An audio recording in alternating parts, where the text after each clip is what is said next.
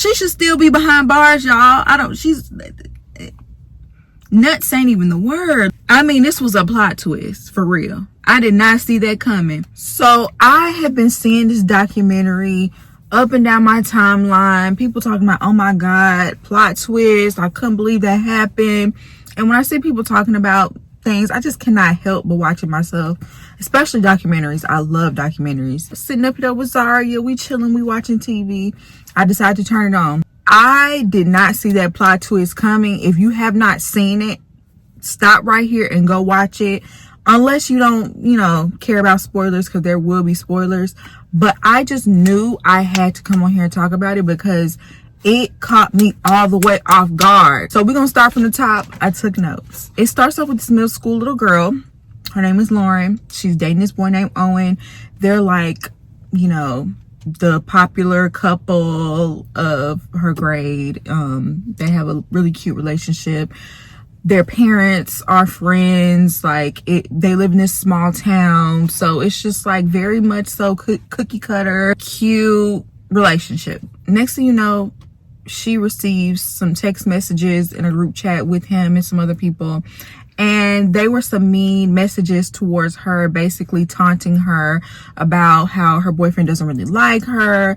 And whoever's texting her is speaking from a standpoint of, he wants me, he wants to be with me, he would never want you, you're ugly, da da da. They tried to figure out who the text messages were. They couldn't figure it out. The text messages ended up stopping, I believe, that night. I don't think they lasted much longer than that. Almost a year later, they started back up. But when the messages started back up, they were much more insulting, they cut deeper. They were pretty much really pressing for this relationship to break up. They got really vulgar, saying, oh, you're not giving it up, or you're not giving him BJs. I am, and he'll never really want to be with you. Just kept on pushing and pushing for them to break up. It was her and her boyfriend. They were receiving 30 to 50 text messages per day. They were relentless. They were coming in all night long. And it got to the point where they had to tell their parents. The parents went to the school. Y'all need to do something about this. My first thought when the parents got involved was, why did y'all not block the number? Because they were using text apps in order to, come up with fake numbers. It was impossible to block all those different numbers because they would just come up with a new one. And then my second thing was, okay, why not change these kids' numbers? And they said they didn't do it because they would never find out who it was. And I kind of was like, okay, so you're going to risk your kids' mental health? I'm glad they didn't, because it led to them finding out who it was. They probably really would have never found out had they done that. But still, at the same time, I'm like, y'all going to risk your children's mental health? And only one of the parents took the phones away. So, I don't know. To me, that was a little negligent. The school ended up doing an investigation, and, they looked at tapes. They interviewed kids and tried to see who did what, and they came up with nothing. But the text messages did not stop. They just kept coming. And the person that was sending the messages wanted them to break up, and that ended up working. They ended up breaking up with one another. You would think after that the text messages would lighten up, but actually they got worse. They got even more personal, telling her to unalive herself, issuing physical threats, telling her she's anorexic. They got really, really extremely vulgar. They were really filthy, disgusting. Just, you wouldn't even expect a middle schooler to know how to talk like that. Because of the emotional trauma that this could possibly bring these kids, the police got involved. Long story short, the police couldn't figure it out, so they gave it to the FBI. Obviously, the FBI, they're gonna get down to the nitty-gritty. And they ended up finding out whoever was sending these messages was using an app to hide their IP address or hide their number. After a series of, subpoenas and, talking to this app, talking to this phone company, the number that just kept popping up over and over and over was Lauren's mom. Lauren being the one that's being cyberstalked and cyber harassed. Turns out her mother, y'all, her own mother was sending her those text messages. The ones telling her she's ugly, the ones telling her that that boy would never really want her, and that if she's not going to be giving BJs, that he was going to leave her, telling her that she's anorexic, she's ugly, she has a flat butt. It was her mom the entire time. So I guess they had enough evidence to back up the fact that it was this girl's mama. The lady's name is Kendra. They went to her house and issued a search warrant. They had the ability to take all of the devices in the house. Mind you, when the police pulled up and said that they had a search warrant for all these devices, she looked shook. She was nervous. She was shook. There was no doubt in my mind that woman had done it. So the police confronted her about it, and she didn't fully confess, but she basically confessed by not denying that it was her that did it. And, you know, what made it particularly sinister that this woman was doing this, she had a background in IT. So the reason why she was able to get away with this for so long, and it took an FBI agent to track her down, is because she does this for a living. And she knew how to get away with, oh my God, like, I can't, like, I just, just thinking about it, it sends shivers up my spine. I can't believe somebody would actually do this to their own child. She claimed that the first text messages wasn't her. I don't think anybody believes that. Why would you want, and even if that's true, why would you want to pick up where they left off? And so when the police officer exposed her, she basically was like, oh, I don't want to tell Lauren. He was like, ma'am, it's too far gone. Like, you're up for a felony at this point. Do you realize how serious this is? When they brought Lauren in to tell her that her mother was the one that was sending her these text messages, you could tell she completely left her body. She was disassociated. She did not even react. And the mom is so manipulative. She was like, oh, come here, baby. Like, she was doing the crying. Like, how you gonna console me? And you were the one who brought me all this stress and all this trauma. There were times she didn't want to go to school. She was just, she was a child. She did not deserve to even have to deal with anything like this. And you're sitting up here, you're playing the victim. You know, the mom was just kissing and hugging all over her, but not apologizing. I didn't hear one apology. I didn't hear her take accountability at all. She just jumped up to try to, I guess, try to keep her from reacting. So obviously they had to call the father. Before he got in to see the wife, he talked to the police officer outside.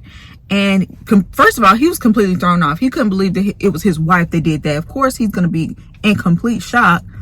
Next thing you know, the police told him that, yeah, your wife has been laid off. He didn't know this. He didn't know, I guess she was working 2 jobs. He didn't know that she had been laid off from both of her jobs for a year. So I don't know what she's been getting up and doing and pretending to do every day. She's been lying to everybody, including her husband, that she's been working. And so to me, that hurt him even more than finding out this is what she did to her daughter. Because, I mean, dang, everything is a lie. So he came in, he told her, look, he confronted her about it. She told him, yeah, it's true. I don't have that job anymore. And he told her, you got to go. I already called your parents. They're on their way to come get you. You got to get up out my house, and you better be glad the police here. Not only are you harming my daughter, you're lying to me every day. I don't even know who you are. So whenever he kicked her out, that's when Lauren started crying. I don't know. I guess it would be hard to come to terms with thinking that your mom loves you, thinking she's a good mother, thinking you have a great relationship with your mom, and then finding out she's like your biggest bully.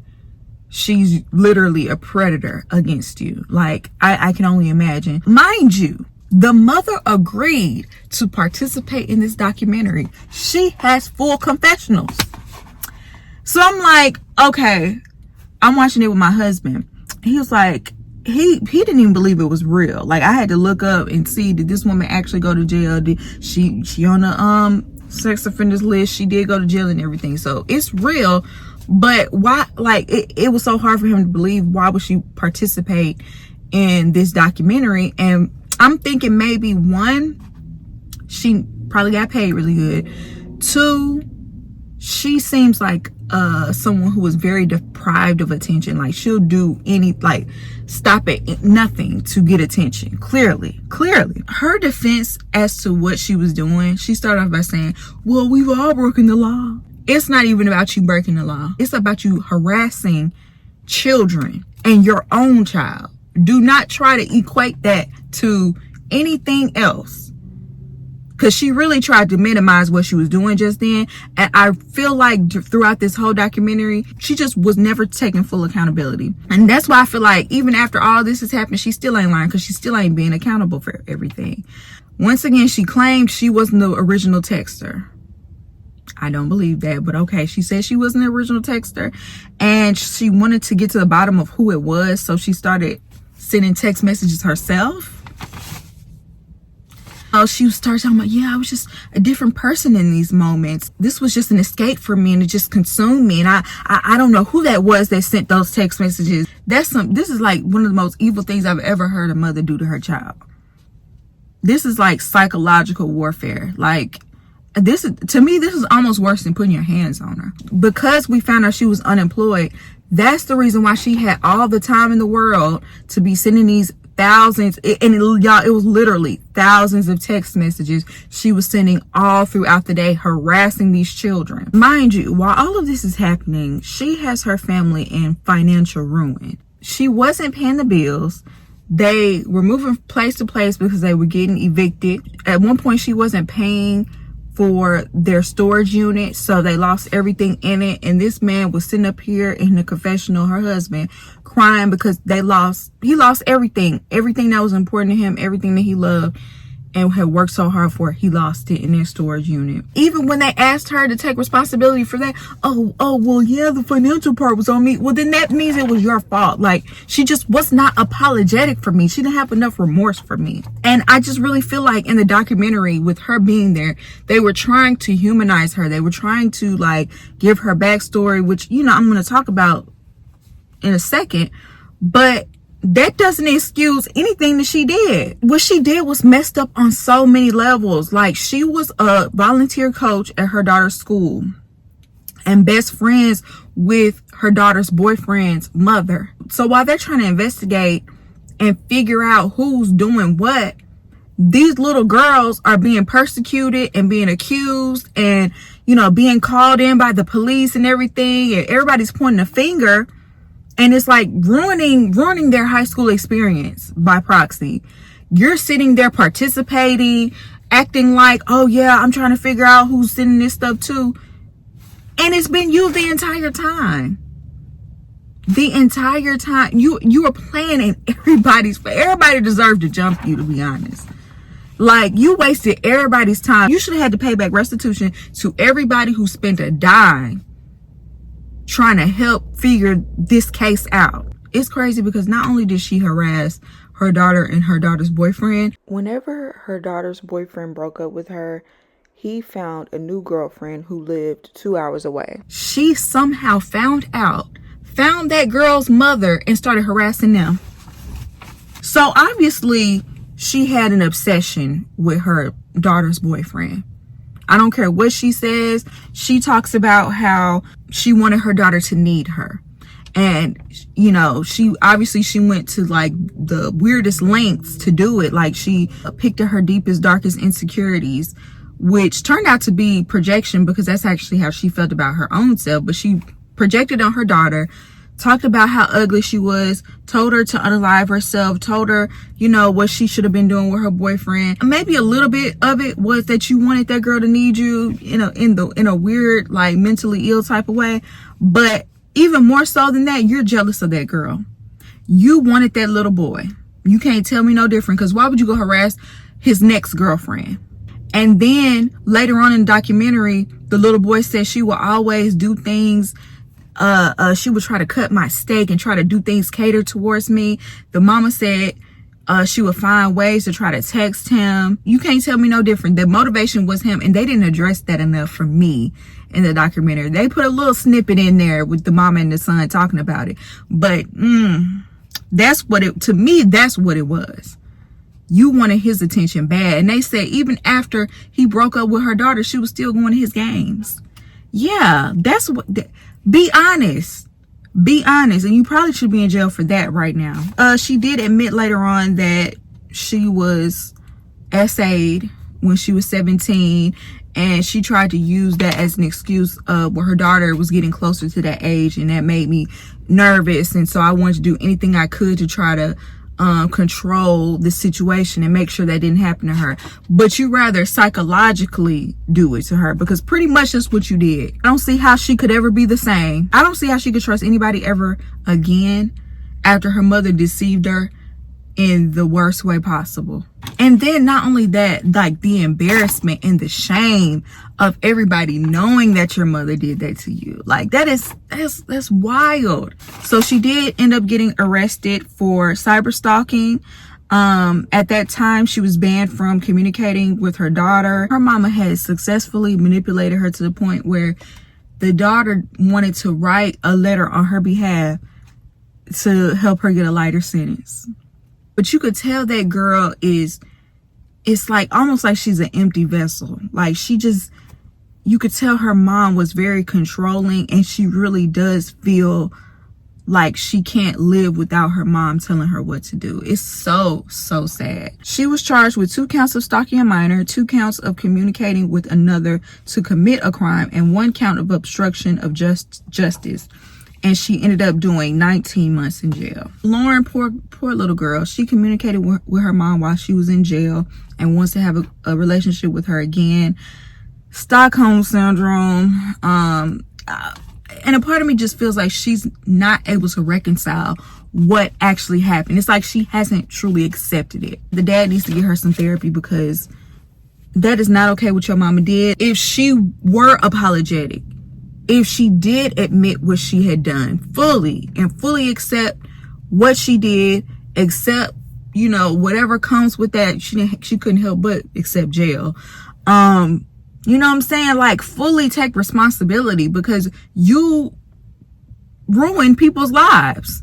Now, am I saying that she'll never be able to be a fully functioning adult that's able to have relationships? Possibly, but she really needs to get this right first, because you could tell it's not right. That poor girl. I feel so bad, because she still feels there's not much behind her eyes. Her mom is gaslighting her. Like, even when they put up the emails of them going back and forth, she was like, oh, I'm mad you didn't say I love you. You just said bye. You should be glad I'm talking to you at all. Like, y'all, I'm still flabbergasted. I can't believe that a mother, especially now that I'm a mother and I have a daughter, somebody that I carried for 9 months, she's been here for a month now, and every time I look at her with so much love and tenderness, and I just want to do everything in my power to give her everything and just love and cherish her. And once she gets older, I want to have like such a close relationship with her. I just can't even imagine causing my child this much pain, and know in the back of my mind, I'm saying these disgusting things to my child, these vulgar, nasty things to my child, and causing her all this distress. And then I'm going to be the one she runs to and console her from it. Like, she should still be behind bars, y'all. Nuts ain't even the word. I mean, this was a plot twist, for real. I did not see that coming. And I watched the documentary twice. The first time I didn't plan on doing this video. The second time I took notes. And even in the beginning of the documentary, she was talking as if she didn't know who it was. Yeah, when we went to the school principal and we told him what was going on, they just didn't do enough. Well, girl, if they would have did enough, you would have got caught. And my thing is, when the FBI got involved, you should have went ahead and turned yourself in there, or just stopped it. But at no point in time did she think that she would get caught. That's even more sick to me. How long were you going to keep this going? If this would have continued, we don't know what she would have done. We see how these documentaries go. When people start off with, you know, little things that are crazy, it always develops and evolves into something worse. And that's why I'm concerned for her daughter, because there's a clear hatred and jealousy, like an envy that she has for her daughter. I could never. But y'all let me know what y'all think about this down below. Did y'all watch the documentary? Were y'all shocked? yeah, I would love to hear your opinion, and I hope you enjoyed this video, and I'll see you in my next one. Peace.